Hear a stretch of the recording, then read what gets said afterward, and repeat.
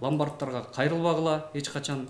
Булардын максаты сен мүлкүңдү тартып алуу экен. Сиздер эмнеге мынау мыйзамды бузуп атасыздар? Эми бул мыйзамды ал жагына мен жооп бере албайм. Бул мен анткени менин даже функциональный обязанностьима кирбейт. Карапайым элдин канын ичип бүттү да, мына айткандачы. Чын эле ичиңи ачышып бересиң акчанычы жөн эле. Эгер сиз биздин ишмердүүлүктү колдосоңуз, биз чыгарган жарнамалардан кызмат көрүңүздөр. Анткени жарнамадан түшкөн каражат эл ичиндеги көйгөйлөрдүн ачыкталуусуна жардам берет. Урматтуу мекендеш, Ширетмен тиркемеси жакшы мүмкүнчүлүктөрдү жарыялап жатат. Эгерде сизде ширетүү цехиңиз болуп, кайсы бир товарды өндүрүп келсеңиз, мындан ары Ширетмен тиркемесине жайгаштырып, товарыңызды сатууга мүмкүнчүлүк ачылды. Ошондой эле курулуштарга жакшы ширетүүчүлөрдү Ширетмен тиркемесинен табууга болот. Ал үчүн Ширетмен тиркемесин Google Play'ден же App Store аркылуу жүктөп алып, регистрация кылып коюу жетиштүү болот. А эгерде автоунааңыз бузулуп, уста издеп жаткан болсоңуз, дал ошол Ширетмен тиркемесинин иштөө принциптериндей эле автомен тиркемесин көчүрүп алып пайдалансаңыз болот. Автомен тиркемеси аркылуу автоунаа усталарын оңой тапканга, алардын түрлөрү же тажрыйбасына карап, автоунааңызды оңдотуп алсаңыз болот. Урматтуу Москва шаарындагы мекендештер, Ваш стоматолог клиникасы сиздер үчүн жакшы мүмкүнчүлүктөрдү түздү. Клиникада стоматологиянын бардык кызматтары көрсөтүлөт.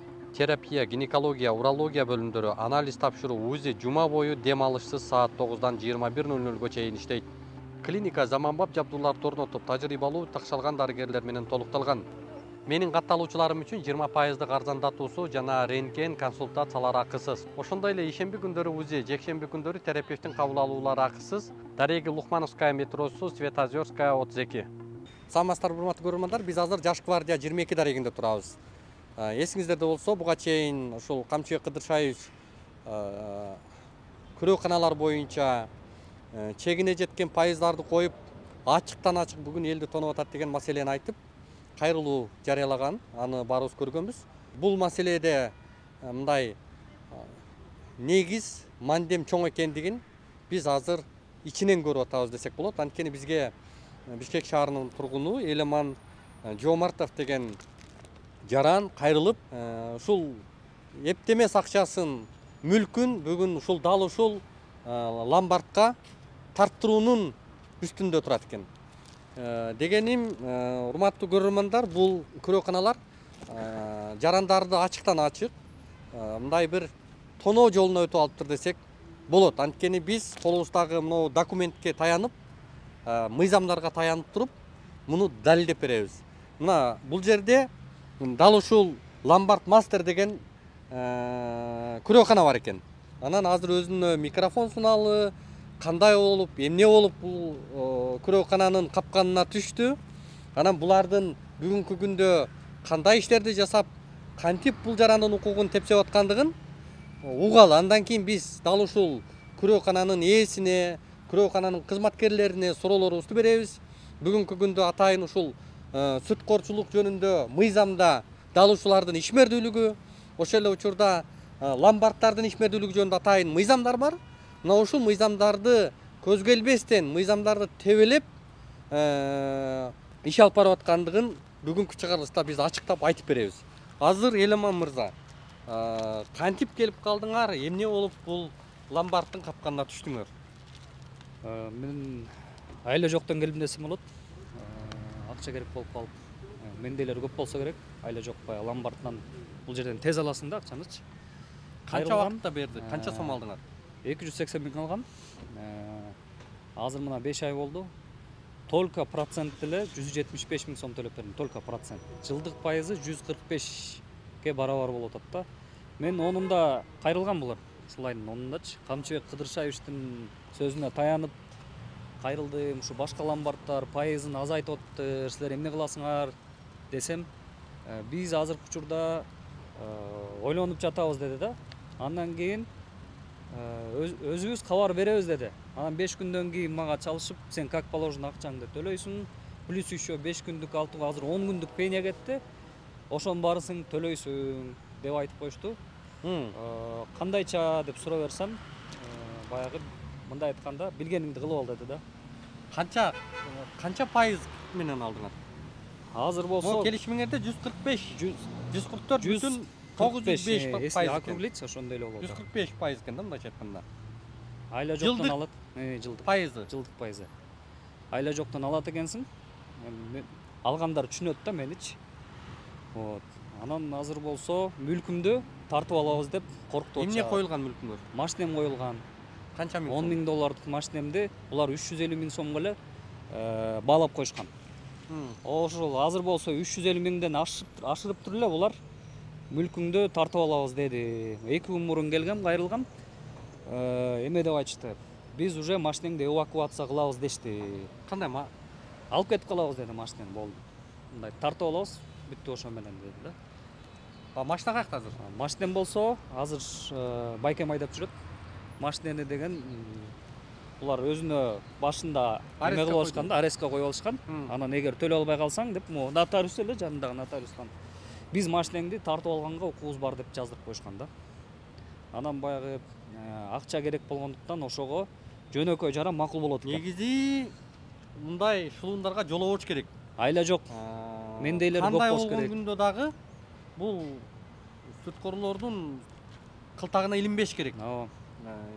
Эч бир жаранды биз үгүттөбөйбүз да, бул такыр жолобош керек бу жака. Ошол мен үлгү болоюн, кыргыз элиме үлгү болоюн. Мага окшоп илинип калбагыла, тонолуп калбагыла.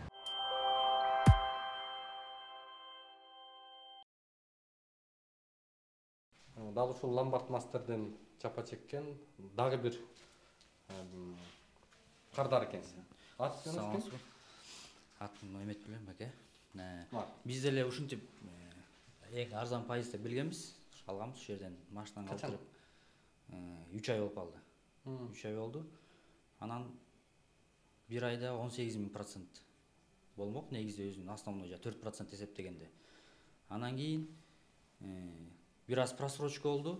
Буларын кайра чалды, тинте эвакуация кылабыз, эвакуацияң 20 000 сом деди. Эвакуация 20 000 деген ал андай даже Москвада жок болуш керек, андай нерсечи. Эмне эвакуация кылат экен? Машинени эвакуация кылып 20 000ге короче төлөтөбүз сенден отпой.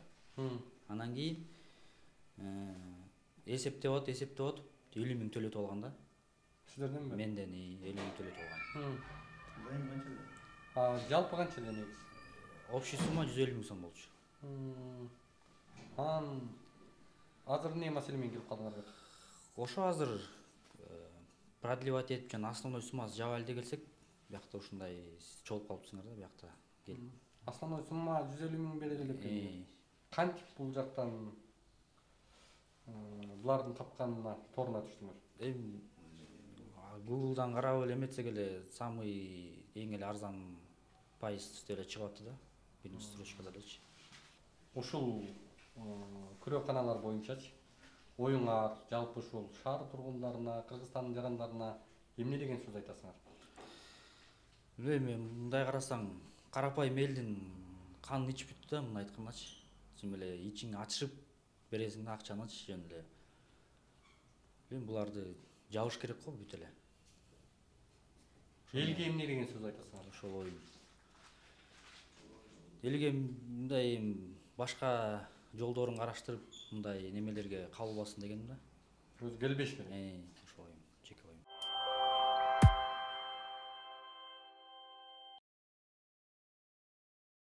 Урматтуу Москвадагы мекендештер, Кыргызстанга жүк салууну каалап, бирок кимден жиберүүнү ойлонуп жаткан болсоңуз, биз сиздерге ишенимдүү ишкерди сунуштайбыз. Бул ишкердин аты жөнү Зайырбек Маматкаримов. 12 жылдан бери иш алып барган командасы сиздин аманатка кыянатты кылышпайт. Кыргызстанга салган жүгүңүздү күндүн аптабына же кыштын ызгаарына калтырбастан атайын жүк сактоочу кампасы Бишкек шаары Профсоюз көчөсү 38/1 дарегинде жайгашкан. Жүктү Москванын бардык жеринен өздөрү алып кетет. Алган жүктү Кыргызстандын 7 дубанына жеткирүүнү да кепилдешет. Кыргызстанга жумасына 2 машина жиберилет. Жүк баасы көлөмүнө жараша 500 рубльдан өйдө баланат.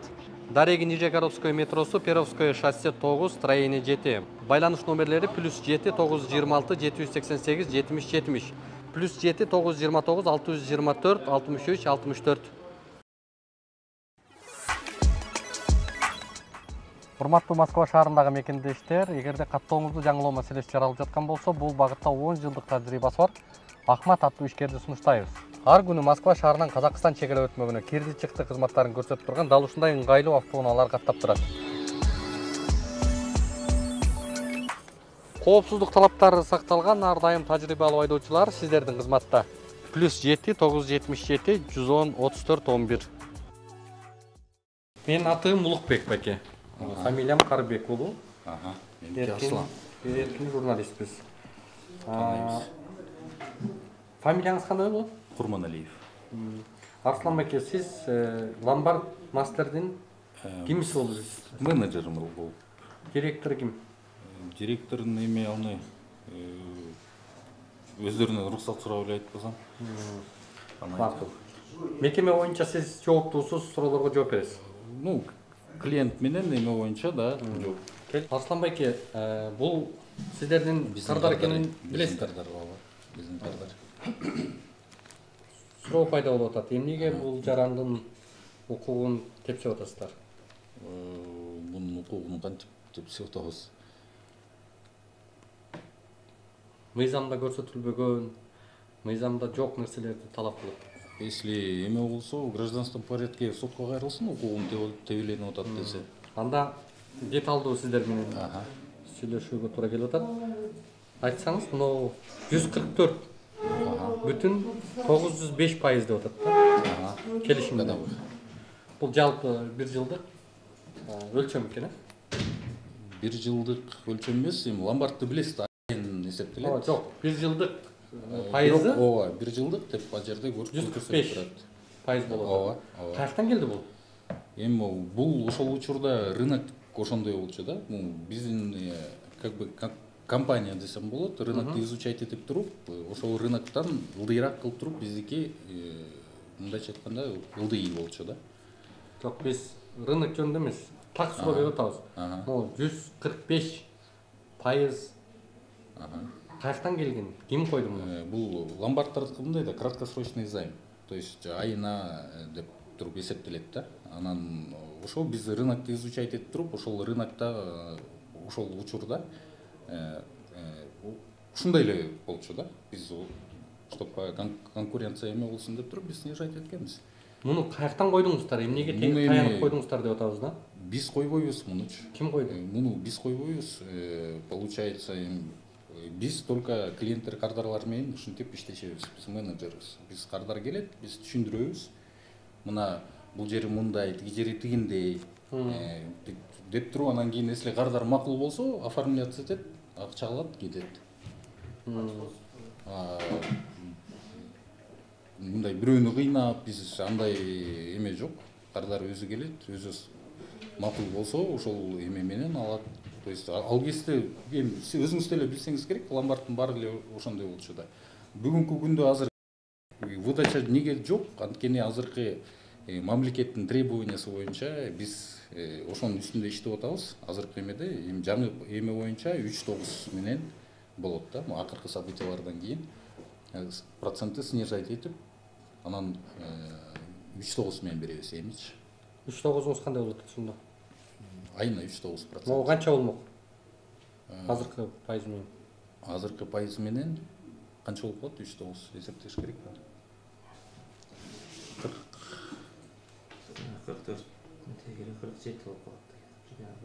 47 керек болуп калат. Примерно ошондой болот. 47 дагы азыркы талап болуп атпайбы? 30%дан ашпагыла деп атпайбы? Жок, ал мыйзамды биз күтүп атабыз, ошон үчүн почему приостановили выдачу. Эми мыйзамга келели да. Ушул мыйзамда азыр бул жаран бир жылда 145%ды төлөөгө милдеттеме кылып бул жакка келишим кылып атат. Ооба. Сиздерде Кыргыз Республикасынын сүткорлукту чектөө жөнүндө мыйзамы кабыл алынган. Ошол мыйзамда так көрсөтүлүп турат. Качан кабыл алынган экен? Бул эски эле мыйзам, Эски мыйзам бул, мурда эле кабыл алынган. Ошол мыйзамдын биринчи беренесинде колдонуу чөйрөсү деп атат да. Мына ушул мыйзамдын колдонуу насыятчыларга сүткорлук иштин аныктамасына туш келген пайыздарда карызга зайымды жана насыятчыларды берүү жеке жана юридикалык жактарга менчиктин формасына карабастан жайылтылат деп атат. Мындайча айтканда, бул мыйзам баарына милдеттүү деп атат. Сиздер бул мыйзамга баш ийүүгө мыйзамдын чөйрөсүнө кирип атасыздар. Бул мыйзамдын 6-чы беренесинде айтып атат да. Пайызды коюмдарды чектөө деп атат. Чектөө жол берилүүчү пайыздардын өлчөмүн Кыргыз Республикасынын улуттук банкы тарабынан, мындайча айтканда, улуттук банк 15% койгон. Сиздер эмнеге мына мыйзамды бузуп атасыздар? Эми бул мыйзамды биздин функциональный обязанностька бизге кандайча айтканда кардар менен ортосундагы эле эмени түшүндүрүшүбүз керек, беришибиз керек. Ал если укук тебилип аткан болсо, пожалуйста, кайрылсын. Жок, кайрылат. Сиздер неге? Сиздерге суроо болуп атат бул. Эми ал жагына мен жооп бере албайм. Бул мен анткени менин даже функциональный обязанностьима кирбейт бул жак маселе. Бул компаниянын юристи жооп берсе туура болот го деп ойлойм. Потому что менин функциональный обязанностьм Сиздин функционалдык милдет эмес. Сиз бул жаран менен келишим түзүп атасыз да. Келишим түзүп атабыз, ооба. Келишим түзүп аткандан кийин келишимге жооптуу сиздер. Бул жерде экинчи маселе. Кыргыз Республикасынын ломбарддардын ишин жөндөө жөнүндө мыйзам бар. Бул мыйзамдын экинчи беренесин окуп берели мына. Ломбарддардын ишин жөндөө Кыргыз Республикасынын мыйзамдары.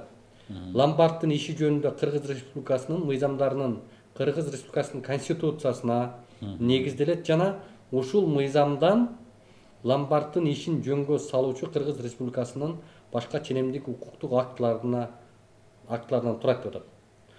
Мындайча айтканда, бул мыйзам сиздердин түздөн түз функцияңыздарды көрсөтүлүп атат. Укуктук акт ченемге азыркы сүткөрлүк жөнүндө мыйзам кирет. Бул мыйзамда көрсөтүп атат, так жазып атат. 15%, постановление менен 13%, жалпы сумма 28%дан ашпаш керек деп атат. Эми азыр ошол биз деле ошол мыйзамга тууралуу ылайыктайлык деп атабыз, күтүп атабыз азырчы. Неге буга чейин аныктаган жоксуңар? Бул мыйзам 2016-жылы кабыл алынган, оңдоп түзөтүлгөн. Бул жерде айтып атпаймынбы, компаниянын юристи жооп берсе туура болот го деп ойлойм. Почему? Потому что биздин сиздер мынау келишимдерди, ар бир колуңуздардагы документтер Кыргыз Республикасынын мыйзамдарына негизделип, анан ошол мыйзамдар бузулбаштыгы моунда сакталыш керек да. Сиздер космостон түшкөн пайыздарды коюп коюп атпайсыздарбы? 145%. Эми бул мындай да Улукбек, то есть рынокто ошондой баа болчу. Мен билишимче. Жок, элдин баары адашып атса, сиздер деле кете бересиздер белди карап. Сиздер мыйзамга таяп иштешиңиздер керек да. Пожалуйста, кайрылсын, кайрылчу органдарга кайрылсын. Кол шилтеп коесуздарбы? Бул жаран не болот эми? Жок, эми соответствующий орган бар ал үчүн. Изилдейт, ким күнөөлүү болсо ошол жазасын тартат. Кайрылсын, пожалуйста, рассмотрим. Баягы күнү бул кардар келген. Келип туруп айтканда, отур, түшүндүр десем, жок, сүйлөшпөй эле болчу. Биз деле мы готовы были ему объяснить, то, что да, мы можем пересмотреть, то все.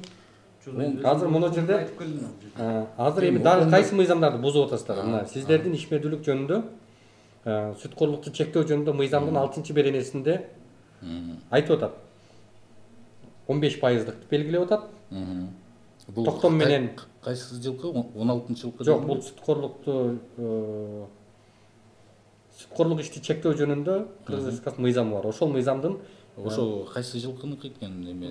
Бул эски эле мыйзам, мурдатан эле кабыл алынган мыйзам. 2016-жылы жанагы ломбарддар жөнүндө мыйзам кабыл алынган.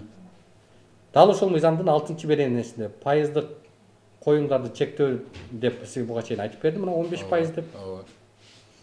Ошол эле мыйзамдын 4-беренесинде зайымчынын, насыятчынын алдындагы акчалай жана материалдык милдеттемелерди аныктоодо насыяны же зайымдын колдонулушун бүткүл мезгили үчүн ушул эсептелүүчү бышманын айыптардын, туумдардын өлчөмү берилген насыялардын же зайымдын суммасы 20%дан ашпосуна тийиш деп атат.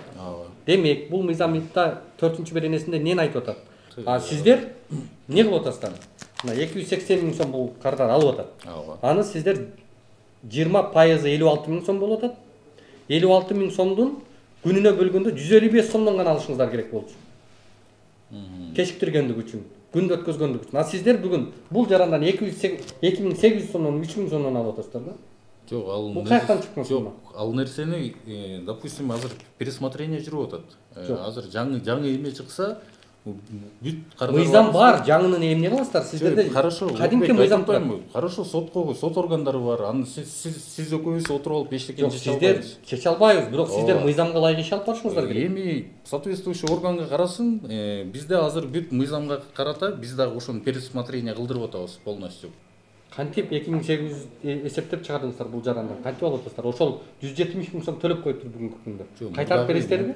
Башкача Канча төлөп коюптур? 170 000 сом төлөп. 5 ай ичинде. Канча алып? 5 айда. 175 Канча алыптыр?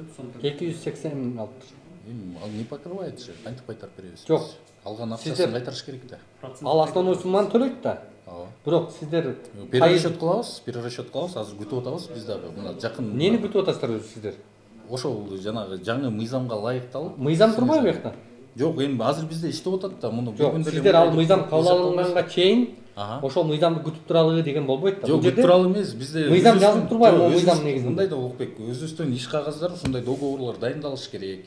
Эме болуш керек. Анан кийин мы готовы пересмотреть. Арслан мырза, азыркы жаңы кабыл алына турган мыйзам жөнүндө сөз кыла элекпиз. Ал кабыл алынгандан кийин Ооба. каралат. Ооба. Бирок бүгүнкү күндө бар мыйзам боюнча сүйлөшүп Ошо атабыз. бар мыйзам боюнча Улукбек. Бар мыйзам боюнча жазылып атат. Жалпы сумманын 20%-дан ашпаш керек деп. Ошол эми бул биз баягы мынтип айтып туруп эле эме кылбайбыз да. Бул жерде биз полностью программа, договорлорубуз өзгөрөт. Жок, могу мыйзамга ылайыктуу кылышыңыздар керек. Ошо мыйзам ошого как раз иштелип атат азыр. Мына 20%-дан ашпаш керек деп атат. Ооба. 20%-ды эсептеп берип атабыз силерге. 280 000-дин 20%-ы мына дагы бир Хорошо, калат. ал мурдагы 56 000 болот экен. Жок, азыр бизде 56 000-ди бир күнгө бөлгөндө 155 сом болот экен. Пожалуйста. Сен айтып атасың, мурдагы да биздики азыр как раз ошол боюнча иш жүрүп атат. Бизде азыр выдачаны токтотуп салганбыз. Биздин өзүбүздүн да клиенттерге бере бергиле жок деп атабыз. Биз бербейбиз, мыйзам чегинде кылалык, кичине чыдап тургула. Азыр биз мыйзам болуп туруп туралы деп атабыз. Жок, эми азыр эмес, мурдагы Мына сиздерге исходили из рынка. астыңызга жапа чеккен бир жаран келип атат. Сиздерден мыйзамдуу укугу тебеленип бизге кайрылып атат. Сиз ушул жарандын көйгөйүн кантип чечип бересиз? Так жооп бериңизчи. Азыр биз айтып атпаймынбы, бизде изменение болуп атат. Мыйзамга ылайыктуу сен айтмакчы. Анан кийин перерасчет кылып, ошону киргенден кийин, иш киргенден кийин перерасчет кылабыз. Кантип кыласыздар? Азыр 170 000 сом төлөптүр бул киши. Основной сумма 280 000ге жете элек экен. Бул ай сайын 35 000 сом тегерегинде сиздерге пайызын төлөп атыптыр. Так, этот Ошол акчанын 5 айга ежемесячный платеж у него сколько был? Здесь у данного контрагента какой был ежемесячный платеж? 4. А основной 38, да? 904. Мен 35 Да, да азайтам да, да. Айына 38 000 сом төлөп атат. Өзүм үчүн келген жок бул. Мага окшогондор көп. Бул байке өзү деле айткан, мына ушул жерде туруп айткан. Сага окшогондор 100дан ашык деп айткан магачы. Мен ошолор үчүн ичим күйүп келдим да, себеби ичимен кан өтүп кетип атат. Төлөш үчүн могул акчаны кан. Булар түшүнбөйт. Булар пеня, штраф деле коркутуп береткен. СБ тигинте эвакуация болот, коркутуп береткен. Жалгыз үчүн келген жокмун. Я вот пришел ради таких людей, как я. Үлгү болоюн деп, пример болоюн деп. Ушундай ломбардтарга кайрылбагыла эч качан. Түшүнөм, айла жок кайрылат экенсиң, бирок колдонуп кетет экен да. Анткени менин билишимче, түшүнгөнүм боюнча булардын максаты сен мүлкүңдү тартып алуу экен. Ошол. Негизги кызыкчылыгы. Негизги кызыкчылыгы. Бул жаран азыр мен ушул боюнча мынау мыйзамдарды бузуп аткандыгы тууралуу жазам. Өзүнүн кылмыш жаза кодексине жараша жазасын алсын да. Жок, ал не вопрос, не вопрос. Не вопрос деп, значит, коркпойт экенсиңер да, эч кимде. Силерге не вопрос болсун. Бизге эл үчүн 1000 сом дагы бар. Убакыт керек, биз сүйлөшүшүбүз керек. Урматтуу көрөрмандар, ичара ломбарддын жетекчилиги менен макулдашып, жарандардын маселесин кароого убакыт сурап атат, чыгып тургула деп ошого чыктык.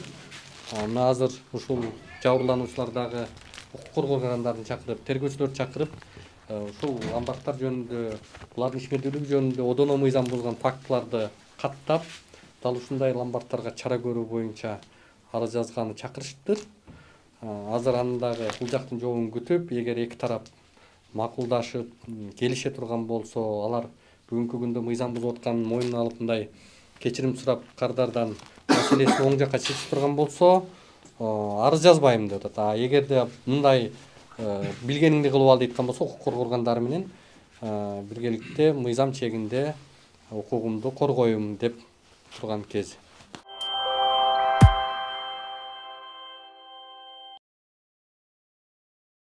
Азыр биз руководство менен сүйлөштүк. Мы готовы пересмотреть Ирамандан немесин процентной ставкасын снизить. При этом штрафы не налагать, то есть не налагать штрафные проценты, ничего без этого, да?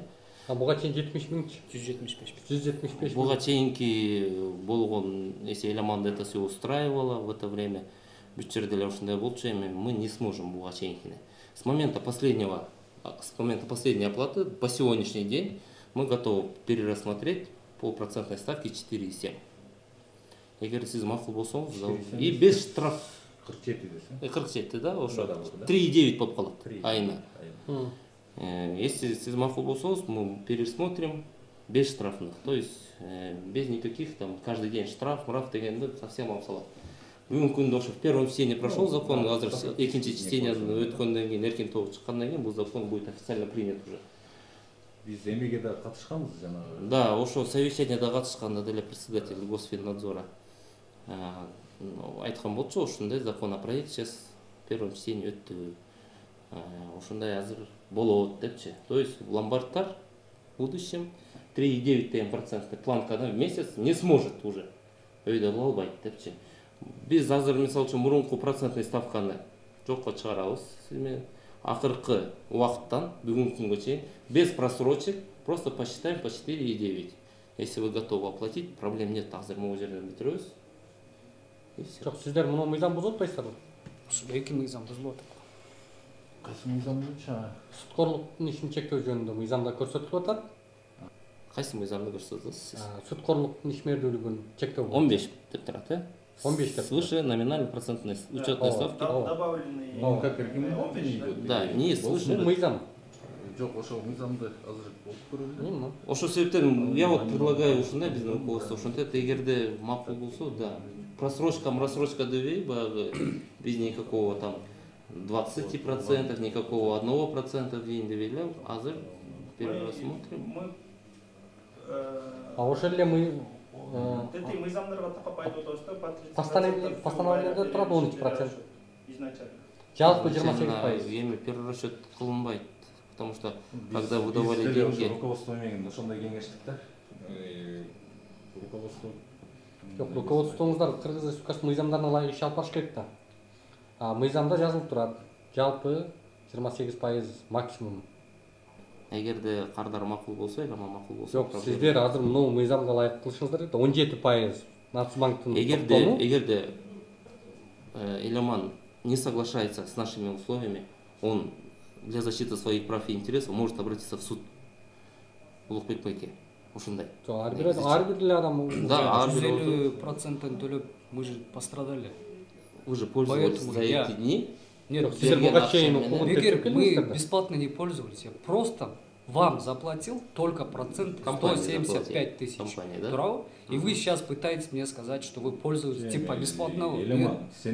Просто в рамках справедливости сделайте справедливо. Вот мы вам сейчас справедливо убираем все просрочки. По закону, закон. Канча күн просрочка болгон болсо дагы, это все мы убираем.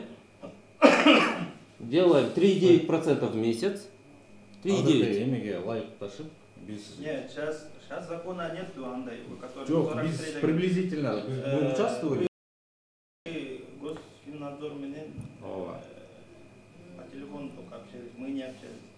Мы, основываясь на сегодняшние законы, требуем перерасчет постановление плюс надбавочный 15%. Да, я не могу сказать, но көп ломбардтар жабылып калып, эгер деме болсо, кардарлар акчаны Негизи жабылып эле калыш керек өзү. Да, жабылып Факт калса керек. теневой бизнес болуп Сондай кетсе. болсо, мы не против. Да, биз деле эметпейбиз. Мыйзам таласында эле иш алып Канча киши ыйлап, канча киши. Анысын да билебиз. Анысын да билебиз. Сиздер ошону тартып алганга багыттап монтип мыйзамсыз келишимдерди кылып. Сиз мыйзамсыз келишим деп Мына мыйзамсыз келишим мыйзамга каршы келип атат могу келишимдер. Мыйзамсыз келишим деп утверждать. Мыйзамда так көрсөтүлүп атат. 17% именно плюс 15%. правовой эмелерди правовой поледа эметиш керек. Бул пек мырза, биздин ушундай позиция. Азыр бул позиция эмес, биз ушуну азыр предлагаем. Ертең, например, если Эламанга вот такой вот выход. ниже болуп калса, ал Это самый очень хороший выход. Бүгүнкү күндө биз никаких штрафов, без ничего. По 3 недели просчитать с момента последнего карап перевода. беребиз, баягы дни просрочки, аны ладно. Жок, мурункуларым деле ошондой санап. Жо эми баягы мындай да эме. Адилеттүү болсун решение. Вы сейчас Жо, пытаетесь адилет- свои деньги сохранить. Жо, Я мы- тоже мы не пытаюсь. пытаемся, Мои біз- права, понимаете? Нет, түшүнүп атабыз. Силер так музыка туралы, Сенин укугуң дедик акчаны биз. санап атасың, муну бүткөрүп атабыз депчи. Мен Понимаете, мен ичимен канагып атат. Эми ал эми башында келгенде ойлонуш керек болчу эми ал. Айла жок да. Эми Мага айла жок окшогондо болгондо. өзүңөр айткансыздар, сага окшогондо 100 киши бар деп. Высокомерный тон менен айтып койгонсуз ба? Азыр ушунда кайра суранып атасыз. Жок, сен антип айтпа, менде бүт камерада бар. Мен сага келип отур, эмеңди түшүндүрчү десем, мен түшүндүрбөйм, сүйлөшпөй эле болчу. Жок, андай Деп мен кетип эмнеге калдың. Анан мен кантип сен аркаңан пожалуйста сүйлөшүп болчу деймби? Сен өзүң келдиң просто просто законный права. мына биз жардам бергендерге жардам берип эле атабыз. Кете бер Ситуацияга деп кирип койдум. атабыз. Жок, аны сен мага бергилечи, мен сүйлөшпөйм, сүйлөшпөй эле болчу деп атасың. Жок, мен айтып атпаймын. Берсем, Монуларды мен оңдоп бергиле ситуация баргым десем, келген. десем силер отказ бердиңерби? Анан эмне мен жалынышым керек болчу. Мен кеттим деп эле кетип калдым анда. Жок, кандай мен отур Вот, дебедим, сүйлөшөм десем, Кыскартып сүйлөшпөй бергиле, эле болчу кыскартып дедим. бергиле Эмне болуп атасың? Дегенден кийин кыскартпайбыз дедиңер. Кыскартпайбыз. Сен как положено акчаны төлөйсүң деп, даже у меня вот записи бар. Вот, Кана, записиңи ачып вот көрсөтчү. смотрите. Кыскартпайбыз деп. Еще и горка Ошону бар. жок, көрсөтүп кой Аслан, ладно, это Да, ладно, это полемика кылып, Да. бул жерде мондай бир. Мына Жергиликтүү көрсөтөйүнчү. уважать этип, Пожалуйста, высокий көрсөтөйүн. тон эмес мындай. Бул жерде жаранды күйгүзүп аткан Да. актуалдыктарды айтып атабыз. Давайте биз дагы Эме үчүн келдим да, жалгыз өзүм үчүн эмес. Билем, түшүнүп турам, башка жарандар дагы бар. Алардын да мага окшоп кыйналып жатат азыркы учурда. Эгер булардын айткан сөздөрүн биз макул дей берсек азыркы учурда, анда булар башка жарандар деле ушинтип ушундай позицияга өзүн алып келип коюшу мүмкүн да. Ошондуктан мен өзүм үчүн эмес, за всех прошу, которые в данное время оплачивают. Не тергөөчүлөр не болот? Мыйзам чегинде кайрылабыз тергөөчүлөргө. Урматтуу көрөрмандар, өзүңүздөр күбө болгондой азыр Мастер Ломбардтын күрөөкананын кардары Эламан мырза укук коргоогандардын арыз жазып, мыйзамдуу укуктарын талап кылуу үчүн кагаздарын толтуруп атат. Мындайча айтканда тергөөчүлөргө арыз жазып атат. Эми өзүңүздөр көргөндөй пайыздык өлчөмү 17, мыйзамда көрсөтүлгөн 15, жалпы 28 пайыздык өлчөмдү булар кабыл албай, күрөөкананын кызматкерлеринин жообу алардын кабыл алган чечимдерин уктуңуздар. Бул көйгөй чындыгында Кыргызстанда абдан актуалдуу экен, абдан маанилүү экен. Бүгүнкү күндө канчалаган адамдар ушундай күрөөканалардын капканына түшүп, кандай азап чегип аткан жагдайлардын бирин көрсөтүп атабыз сиздерге. Демек, бул боюнча дагы бүгүнкү күндө Жогорку Кеңештин депутаттары мыйзамды мониторинг этип, мыйзамдын дагы ушундай алишемдиктерин оңоп, ушундай шылуундарга жол ачып койбостугун дагы бир жолу карай турган акыбал жаралып туруптур. Эмне дейбиз, эми бул көрүнүштүн жыйынтыгын сөзсүз түрдө көрсөтөбүз. Урматтуу көрөрмандар, негизи эле дал ушундай шылуундарга, дал ушундай тоноочуларга сиздер келбеңиздер, кайрылбаңыздар, лайым ушуларга муктаж кылбасын сиздерди. Негизинен эле ушундай күрөөканалардын жоругуна чек кое турган убакыт келиптир деп белгилегибиз келет. Биз азыр Дордой базарында жайгашкан Чоро карго ишканасынын атайын жүк сактоочу кампасында турабыз. Урматтуу көрөрман, эгерде сиз Кытайдан жүк алдырууну ойлонуп жүргөн болсоңуз, биз сизге бул багытта ишенимдүү Чоро карго ишканасын сунуштайбыз. Оор техникаларды, электро же бензин менен жүрүүчү автоунаалар, өндүрүштүк же агротехникалар, станокторду эч бир оорчулугу жок эле алып келип беришет. Ошондой эле Иву, Гуанчжоу, Урумчи шаарларында биздин кыргыз балдар сиздердин бардык кызматыңыздарга даяр. Кытайдагы кыбыр эткен тиричилик техникаларынын көлөмүнө же салмагына эч ойлонбостон байланыша берсеңиздер болот. Чоро карго ишканасынын Бишкек шаарындагы кеңсеси Гоголь 112 А дарегинде жайгашкан. Байланыш үчүн номерлер 0555 69 0002, 0774 69 0002, 0502 312 000.